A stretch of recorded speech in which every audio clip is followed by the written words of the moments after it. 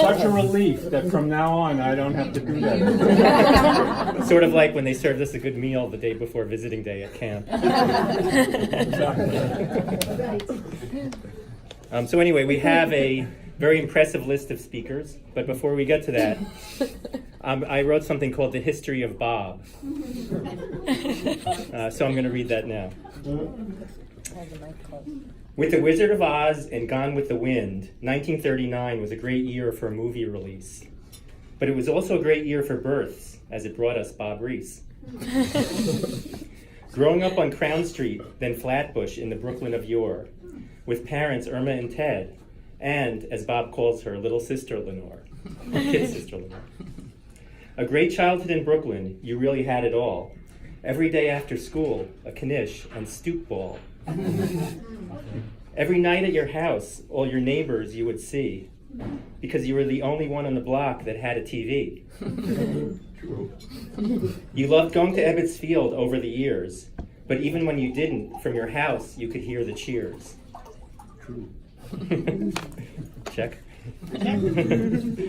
Every year for the Dodgers seemed like it would be brighter, with Jackie Robinson, Pee Wee Reese, and Duke Snider. But each year would inevitably end with no fun, until in 1955, the World Series, dem bums won. Going to Erasmus High School, you must have been a fan of fellow alums Barbra Streisand, Neil Diamond, and Lainie Kazan. You thought working for Sam Goody was only so-so, until you made a delivery to Marilyn Monroe. All true. You went to college at Brooklyn Poly, a great school and also reachable by trolley. Opting for a career where you could be successful without being tyrannical, you got 2 engineering degrees, electrical and mechanical. It wasn't easy. That's a Cole Porter type one. Growing up in Brooklyn really was fine. Growing up in Brooklyn really was fine, but both you and the Dodgers left home in 1959. With your career on track and really hummin', you took a job out on Long Island in research at Grumman. Then a job at Sperry, perhaps a few decades before the ideal time to work in tech. At least you worked 5 minutes from home in Great Neck. By my calculations, you were a traffic engineer for 12,342 days. I just can't stop wondering, why didn't you invent Waze?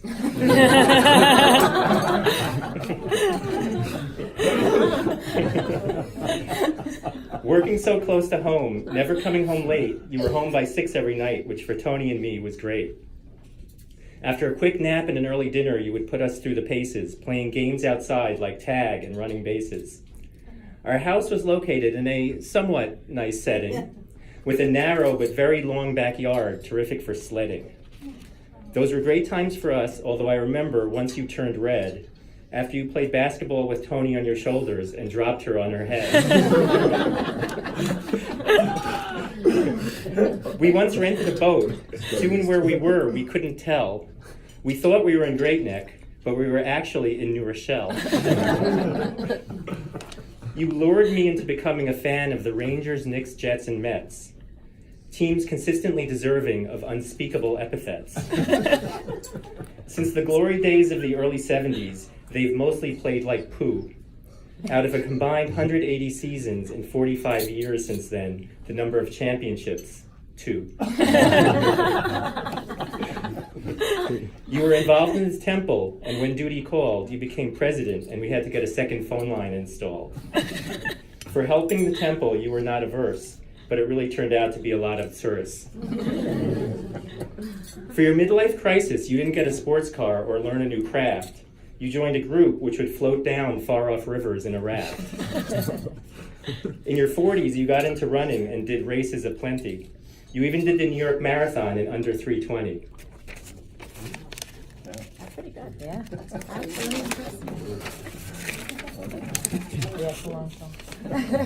Then you started doing triathlons, even got me involved.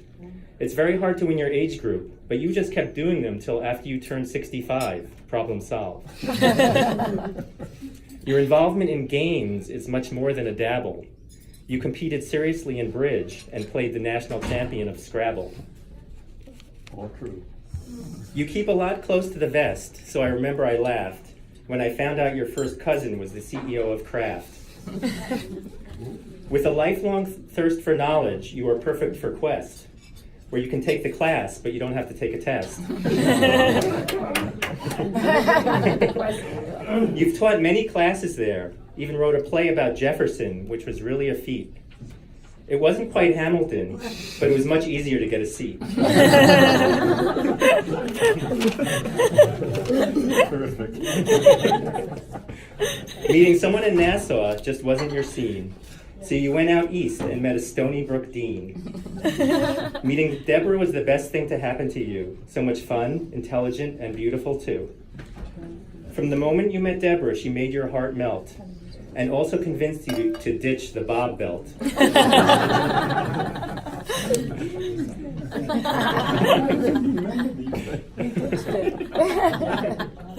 You have a great house in Miller Place to get away from urban sprawl. We just keep hoping off the cliff it doesn't fall. You've always loved being with your grandkids and watching them grow, taking them on trips and going to see them in a game or a show. You've taken them on, shall I say, some unusual birthday celebrations, to be sure. Juggling and mime lessons and a Lower East Side tour. As a person, you are a role model, so much goodness you have imparted. You are truly a mensch, and you're really good-hearted. There is only one more thing that I'm going to say. We all love you, and congratulations on reaching this milestone day.